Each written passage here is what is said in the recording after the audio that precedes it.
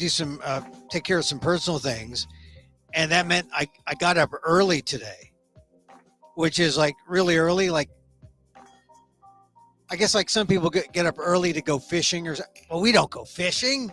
You kidding me? Fishing? No. But we got up early and then you just get hungry. And I felt, one of the things I'm proudest of about going to New York for a couple months is I went to New York and I did not once have a slice of pizza. Not once, not even a vegan pizza. I mean, I just like used it as a total, like, I am not going to give in to the pizza gods. I was like, I could defy them all. And so I felt really good. And also I went by every Dunkin' Donuts that Dunkin' Donuts is not a big thing in New York. It's more of a big thing in Massachusetts, other East Coast places like that. But so that's not a big thing to be able to walk by a Dunkin' Donuts and to be able to resist buying a donut. But so here I am coming back after an early morning jaunt, and I could not resist going into one of there must be less than a half dozen Dunkin' Donuts in California. So it's hard to resist. So I went in and I got a cruller. I don't even know if it was vegan. I'm sure it probably wasn't vegan, because you can go get a vegan donut. So now I have to go to the vegan gods and confess. I feel bad about that. But it was the sugar, I think, I'm sure. Anyway, welcome to Emil, Amok's Takeout, my takes on all things considerable. Today I want to talk about, people are still talking about Fox, right? And the $787 billion, $500,000 settlement, to be precise. I went on yesterday and said, I kind of wanted to see Rupert Murdoch take the stand. And more than Rupert Murdoch, I kind of wanted to see Viet Dinh take the stand, because then that would have made it a real Asian American kind of thing. Dinh, if you don't know who Viet Dinh is, he's the chief legal and policy officer, the CLPO at Fox. And as I was watching all the shows last night, of course, you wouldn't see it on Fox. They didn't talk about their statement or the settlement, because that's what you pay $787 million for. So you don't have to say it. Although they paid $787 million and they couldn't cap what is said, because they didn't do the settlement until practically the beginning of the opening statements. And as was pointed out last night by a number of commentators, how stupid of Rupert Murdoch, how stupid was his lawyering or his advice to say, just sit on your $787 million. We'll tell you when it's time to settle. And they wait till the last minute, and ordinarily that would appear to be a decent time to settle, but not if the goal is to conceal all the things that make you look bad. Like everything that would have been in the trial had it taken place is already out. And I have it right here. I mean, you can get it online. I mean, you can get the papers filed by the Dominion lawyers. It's all online. You can go to New York Times, go to Washington Post. You can download it, and you can see what Rupert Murdoch said. Some of the damning things, the contradictory things that he was asked in deposition. What should the consequences be when Fox News executives knowingly allow lies to be broadcast, was the question. Rupert Murdoch answered, they should be reprimanded. They should be reprimanded, maybe got rid of. This is what Rupert Murdoch said under oath at a deposition. Now, A smart lawyer would have said, hey, look, Roop, maybe we don't want to go through the deposition, right? Because, it would like a lot of stuff would come out and maybe some emails and maybe even some other evidence. Maybe we should just settle months ago. I mean, before all this stuff that I just downloaded off the internet is available to me so I can see just how bad the lies are. But no, Rupert Murdoch did not he did not give in at the beginning when maybe he should have. It might have cost him, would it have cost him $787 million? I don't know. But he's paying $787 million, and it's not really giving him much of a fig leaf, because you can read for yourself how he lied under oath, how he expressed how he really feels about the lies, right? What should the consequences be when Fox News executives knowingly allow lies to be broadcast? And Rupert Murdoch says they should be reprimanded. They should be reprimanded, maybe got rid of. How do you get rid of? And then they asked, and they're beating up on Rupert Murdoch. I don't mean to beat up on Rupert Murdoch, but he is the guy, right? The buck stops with him, but he gets this bad advice from lawyers. So who is his top lawyer? Well, the chief legal and policy officer, the CLPO at Fox, is this guy, Viet Dinh, who is an Asian American success story. And, this is Emil Amok's Takeout, my takes on all things considerable, the micro talk show of the AAPI and the AAXs and all the rest of you. You don't have to be Asian American, but I do talk about Asian America. Viet Dinh is one of the most successful lawyers in Asian America, working for Fox as chief legal and policy officer, the CLPO. So this, look, this being that kind of show, we can't just beat up on Rupert Murdoch. We got to beat up on Viet Dinh. So here, from the deposition of Viet Dinh, a question to Viet Dinh. Mr. Dinh, should Fox broadcast election fraud allegation that it knows to be false? Very terse, this Viet Dinh. He says, no, of course not. And then they asked Jay Wallace, the president of the Fox News Network, do you think that Fox has an obligation not to broadcast false claims to its audience? And Jay Wallace says, yes, ma'am. I guess there's a female lawyer.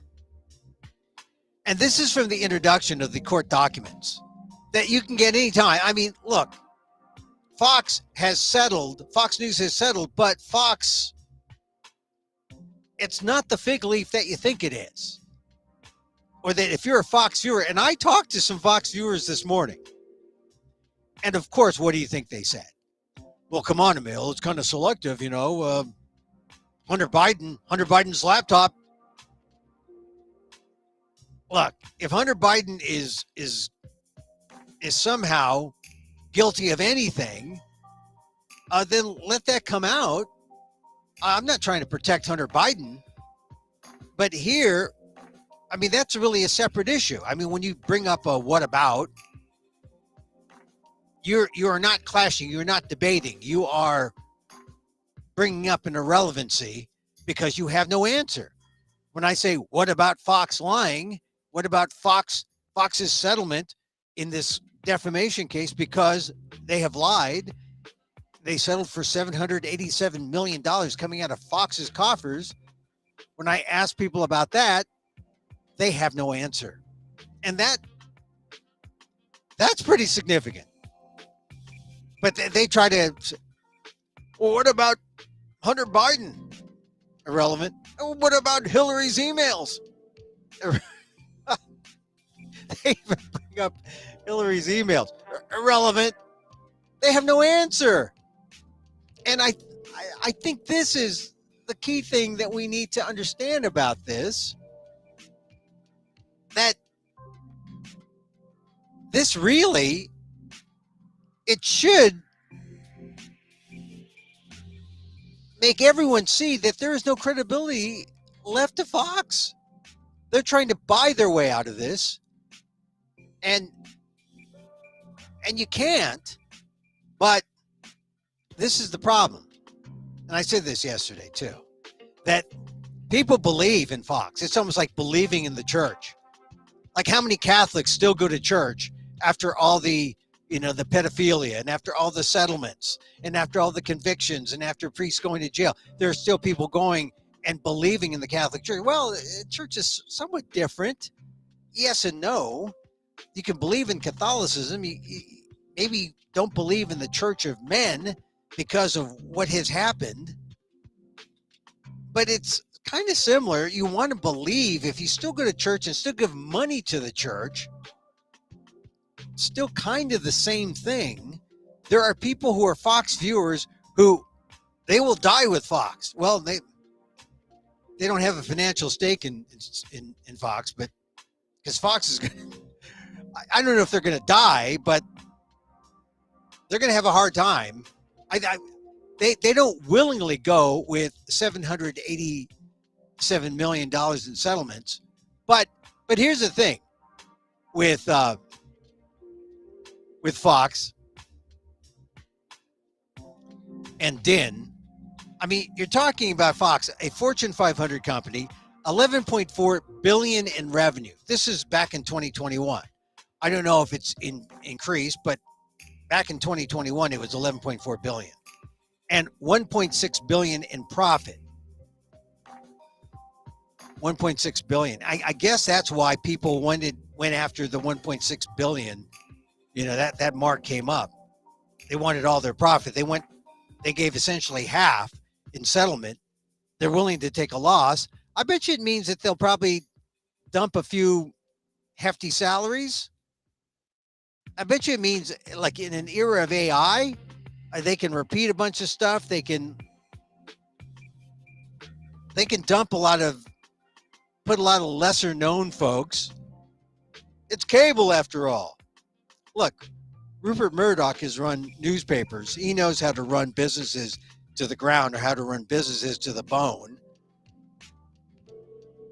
So if he's got 1.6 billion in profit, he just gave up 787 million. I guess we're looking at an era of frugality at Fox. But here's, like I said, I don't want to just dump on Murdoch. I think we got to dump on Dinh a little bit. This is from an article that talks about Dinh and asks if he is in fact the most powerful. Asks the rhetorical question, is he the most powerful lawyer in America? This is from Original Jurisdiction, a Substack site. The writer cites Ben Smith of the New York Times, describing Dinh as a kind of regent at Fox. Even though Murdoch is chairman and his son Lachlan Murdoch is CEO, Dinh is described by the Financial Times as sharp, ambitious, and ultra-conservative, and is described as a person making decisions on behalf of Lachlan, Murdoch's son. Dinh calls it fake news. He says these reports are just flat out false, but he says to ascribe any role to me other than my day job, which is overseeing legal, regulatory, and government affairs, is not only false, it would mean I have far more time than I actually do, Dinh said. Lachlan hired me for what is very much a full-time job, which I can barely manage to do within 24 hours of the day. What a humble guy, you would say. But powerful guy. And here's the thing about Dinh. Inspiring story. He fled post-war Vietnam with his mother and siblings when he was just 10, spent 2 weeks at sea on a leaky fishing boat, lived for months at a refugee camp, eventually made his way to the United States, where he and his family made ends meet, picking strawberries. He got a scholarship at Harvard College. Hey, I know what that's like. He majored in government, much to the disapproval of his father, who wanted him to become a doctor. It also explains why Dinh decided to pursue a career in law, going straight to Harvard Law School. He graduated in 1993, and he's become, by way of his Fox position, maybe the most powerful lawyer in America. Except after yesterday, maybe. I don't know. I just think that I wonder how much blame is going around at Fox, or how much finger pointing is going around, and it's going to, well, Viet Dinh, did we pull the settlement trigger at the right time? Because a lot of these damning statements about how we knew about what was put out there is all out in full view. And, we're going under this idea that as long as if we knew something was false, this is what Fox believed. Fox believed that as long as what they were putting out was newsworthy, then it was okay. It was okay to put out falsehoods. It was newsworthy. And then they used the idea, well, it wasn't Fox, it was the individuals. It was their opinions. As long as those opinions were newsworthy, it was okay. Well, that didn't work.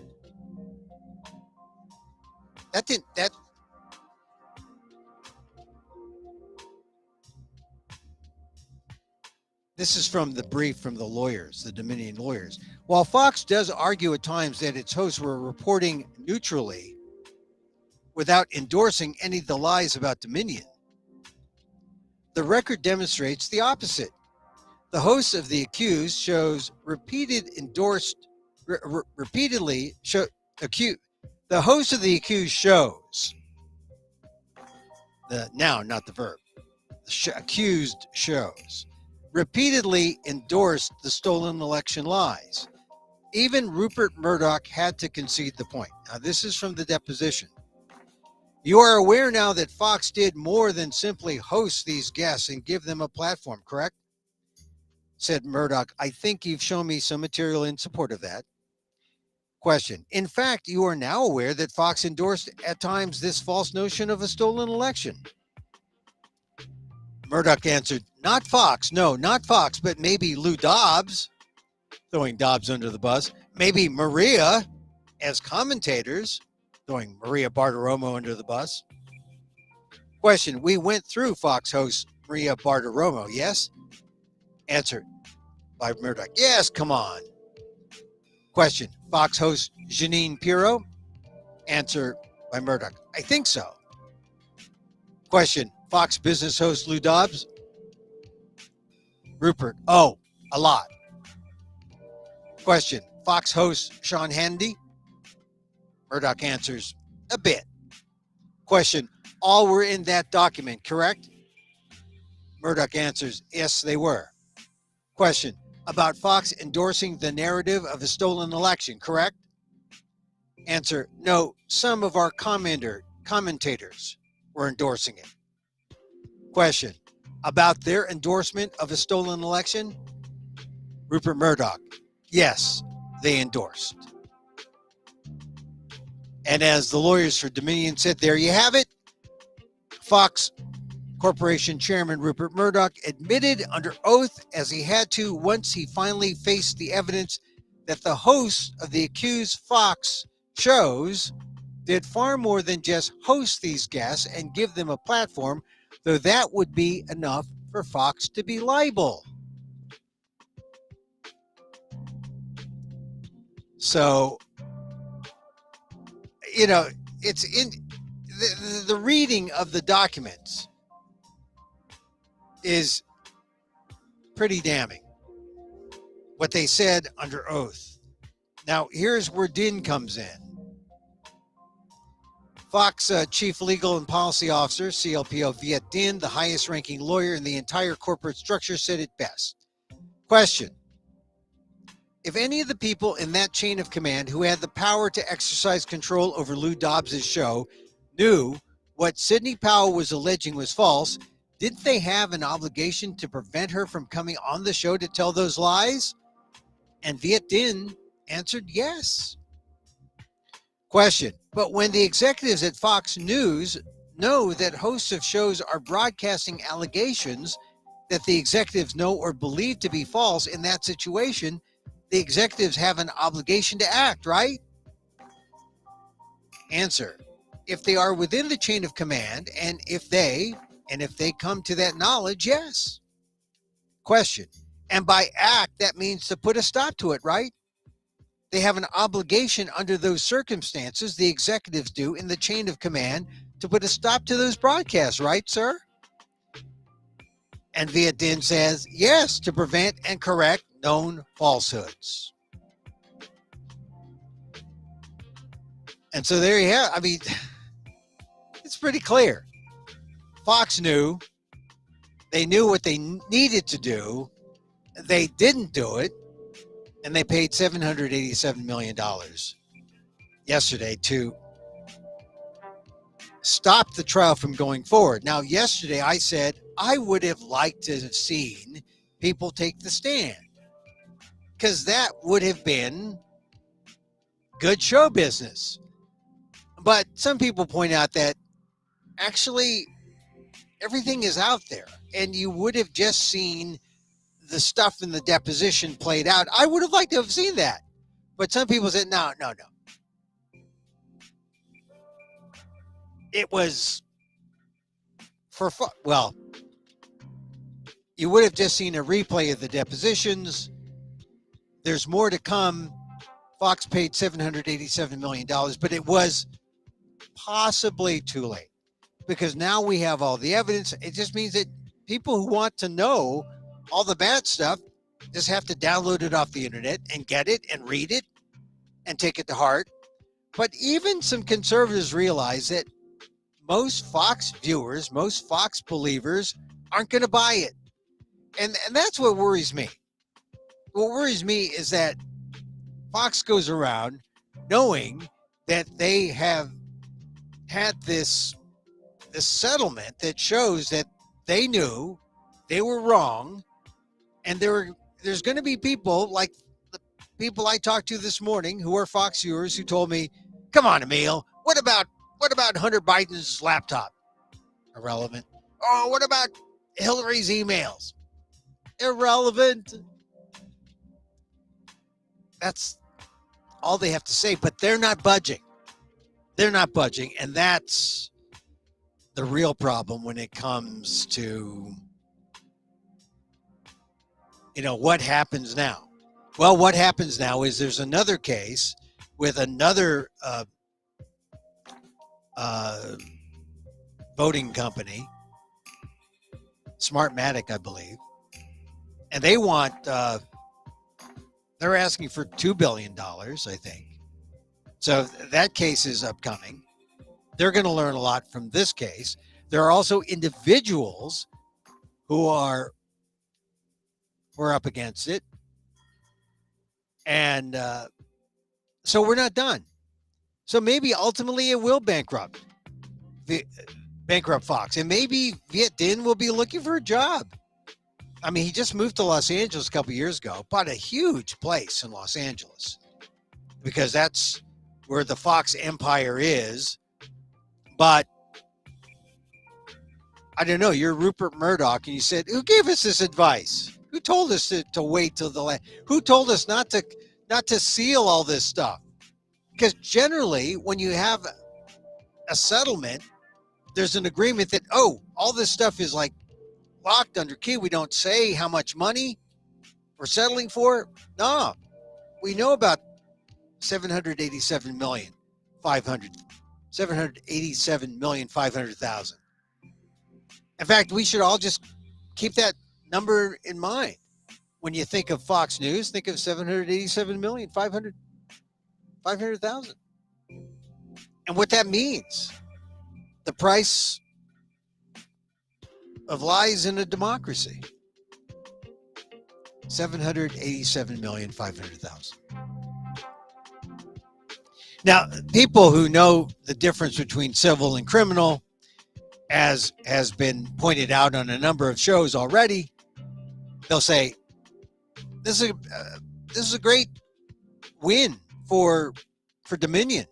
I mean, they got 10 times their value. Okay, but I want more. I want to make sure that people understand that. I want to make sure that there are consequences. I don't know especially if there are going to be people like people I talked to this morning who said, hey, they still believe in Fox. Somehow it may not be punitive enough. Well, maybe we'll see as more cases. The lawyers said there was more to come because money is accountability. Well, if money is accountability, then maybe Fox shouldn't be in the news business. Fox should go to sports and to all the other things they do. The Simpsons, entertainment, not the news. Not the news. I mean, that I think is the thing that bothers me, because they were cutting it real close in terms of where news and opinion. I mean, everything has to be clearly marked. So you have your news shows, and they're different from your opinion shows.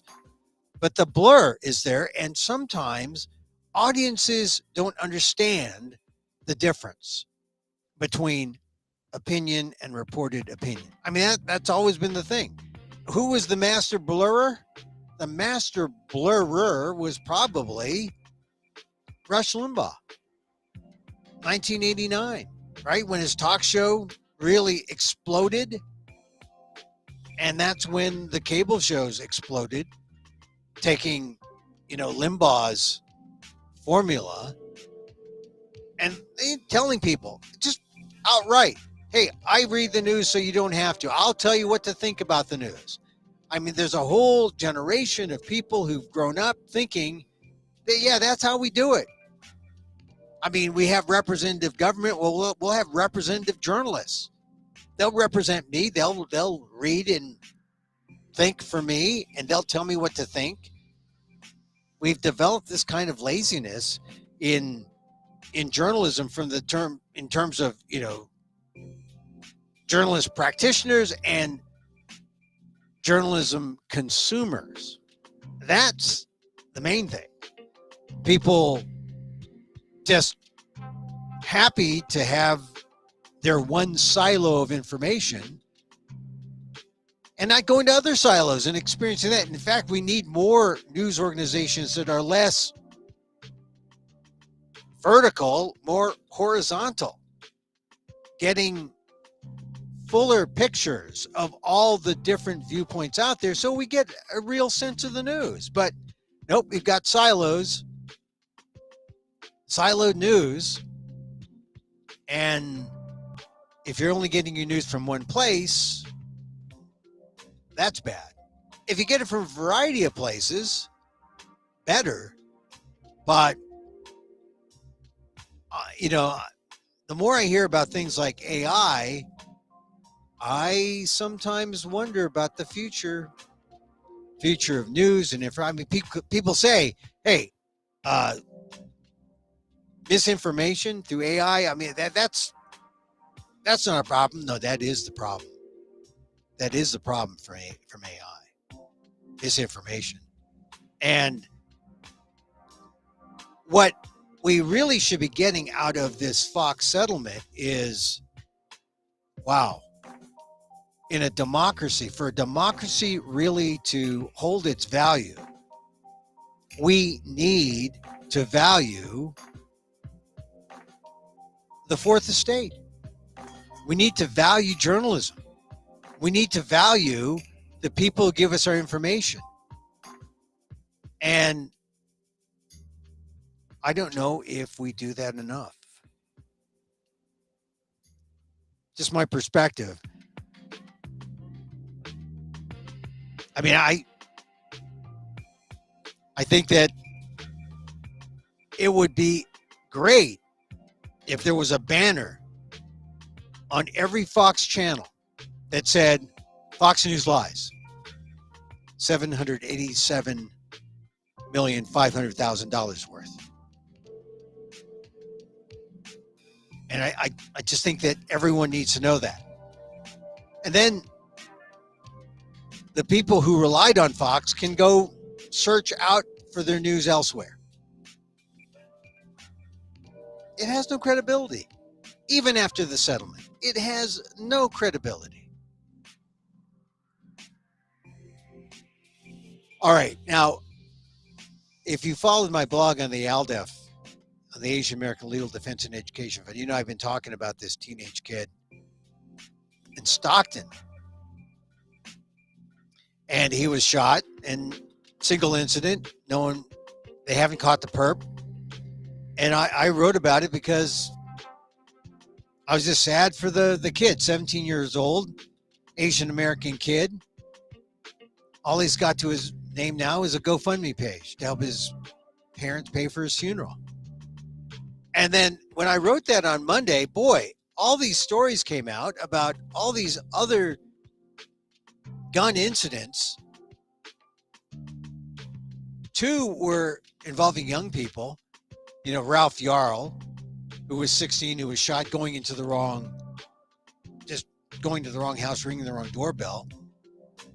And then there was the young woman in upstate New York going in the wrong driveway.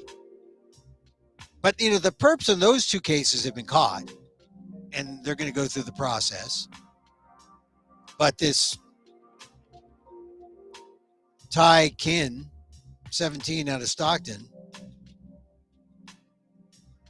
you know, he was just in the wrong place at the wrong time also. And his killer's still on the loose. So we have all these young people involved in killing, in these killing incidents. And then, of course, the big one, the mass shooting that caught people's attention this weekend, was in Alabama. And it killed 4 people, injured 32 over the weekend. Now, 2 teenage boys have been charged with the murder. It was a Sweet 16 party in Dadeville. We've mentioned that. But now it seems that they've got 2 in custody. Teenage situation. And it's clear now, the pattern, you know, young people are adopting the ways of the adults in terms of when you want to solve your problems, there's the gun. And or young people involved in gun incidents. And in my column, I wrote about this idea that we need something in society where how do we deal with this?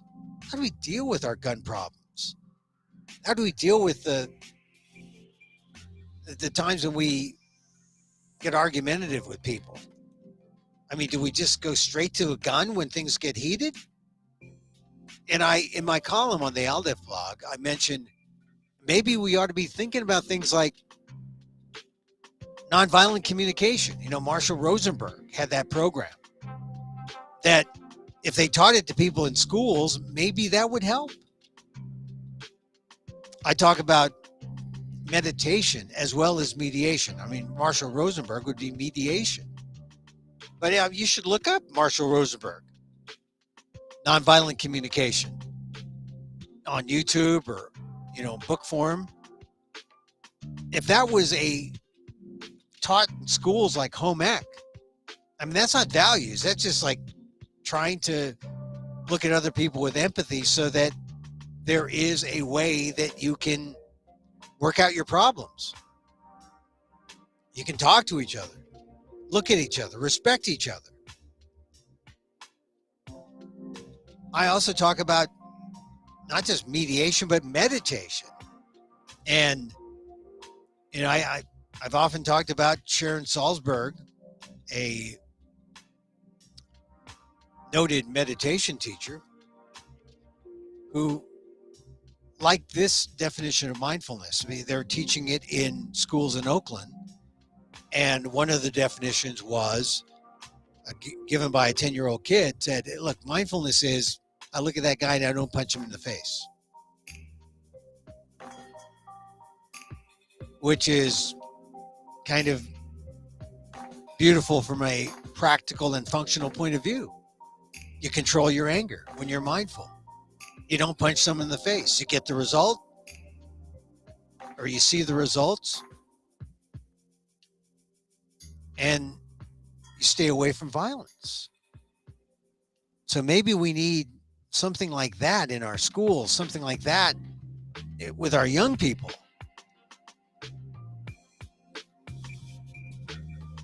I mean, that's one component. I understand also that there's aspects of people just who aren't young going and looking at young people as targets and using guns. Well, this is something you teach everybody in society. The situation in upstate New York, young woman pulls into a driveway and pulls out. Guy gets out of his house and shoots at the car as it drives away. Why? Anyway,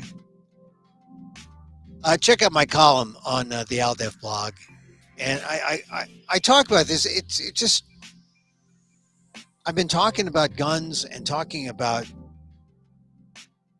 meditation for a long time, and I see it working with me. I mean, I'm not as angry as I used.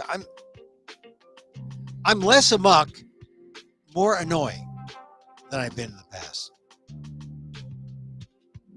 but less amok, less angry.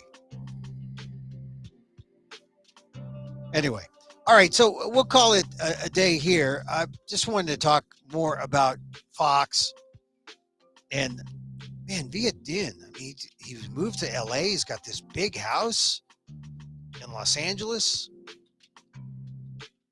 and I wonder if he's going to feel the brunt of a $787 million settlement. Oh, he's got some kind of golden parachute, I'm sure. But, Rupert Murdoch's not long for the world either. I mean, he's in his, 90s? So we'll have to see. The future of Fox. Maybe they'll just have the Simpsons reading the news. Maybe that's the answer, right? Animatronics, Korean animation. That was the AI trick they wanted to use. I would say maybe 10 years ago. There was a digital thing called Anna Nova. She read the news. She was a digital anchor. It didn't work, but I don't think the world was ready for that. I think the world is maybe ready for that now. I hope not. But that's, the rise of AI. You think that AI is just beginning to be more commonly known. But we have been directed, as people have pointed out to me, we've been directed by AI. When you go to a phone tree and they say, here are your 5 choices. I don't have just 5. I have like a 6th, 7th, and 8th choice. I need to talk to a person. I don't need to talk to an AI voice. Oh, I don't know. I think battling AI, that's going to be my next thing. Unless I meditate first. All right. So catch replays of this show on amok.com. Also, if you're on our on Twitter, just go back to Emil Amok, just like use your finger and go back to the beginning. YouTube,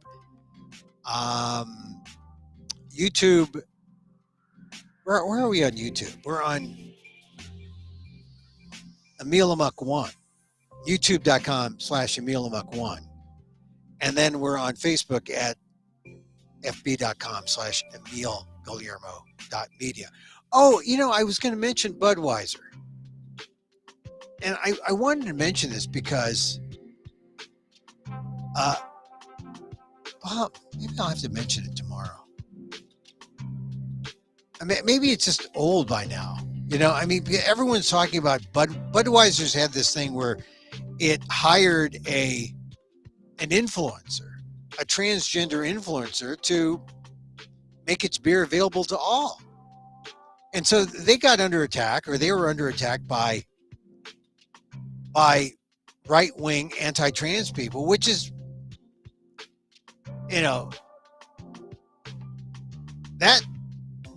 that's not why you've got to attack Budweiser. I mean, the right-wing anti-trans people are wrong. But if you want to attack Budweiser for something, attack Budweiser for what they do to horses, specifically their Clydesdales. And I didn't really pay attention to this until someone pointed this out to me about a year ago. But you look at the tails of those Budweiser Clydesdales, and you tell me if that isn't an unnatural thing. Unnatural thing. I mean, tails are like flowing, but those tails are docked. They are, which for a horse like a Clydesdale, it's mutilation. It's abnormal. It's cruelty. And Budweiser has been getting away with this kind of behavior for years. I mean, this has been, and for what reason?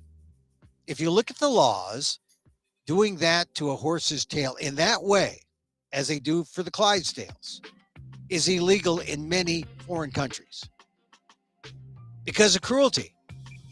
So if you are a right-wing anti-trans person and want to dump on Budweiser and not drink its beer because you don't like their policy hiring transgender influencers, well, forget that policy because you're wrong on that. But get on Budweiser for what they do to their Budweiser Clydesdales.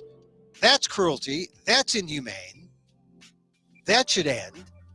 And that's a better use of your right-wing conservative, fervor. Not to go after anti-trans people or not to go after trans people and to show off your anti-trans beliefs. Why don't you just spread out your humanity and show some empathy for those Budweiser Clydesdales and tell Bud, hey, I'm not drinking the beer, not because, you're anti-trans, but you're not drinking their beer because of what they do to their horses. Then you'll be on solid ground. Uncle Emil here, just trying to help you out. Just trying to help you out. I'm telling you, there's common ground. We can find common ground.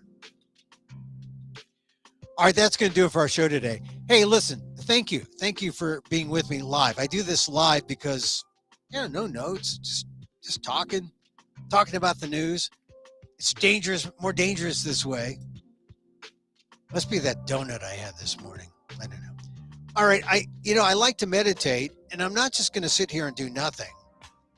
I'm just going to give you the tools that you can use these phrases, sit off in the corner, breathe, and show some love. Show some love to the world. And then, what happens? It comes back to you, and then that's how self-love. I mean, to begin the meta form of meditation, METTA, self-love, self-kindness. You don't begin with yourself, you begin by showing it to others. It works. I'm telling you, it works. And so, as I wish for me, here are the phrases. I wish for you. May you be safe. May you be happy. May you be healthy. And may you live with ease. Emil Guillermo here. Until next time, mahal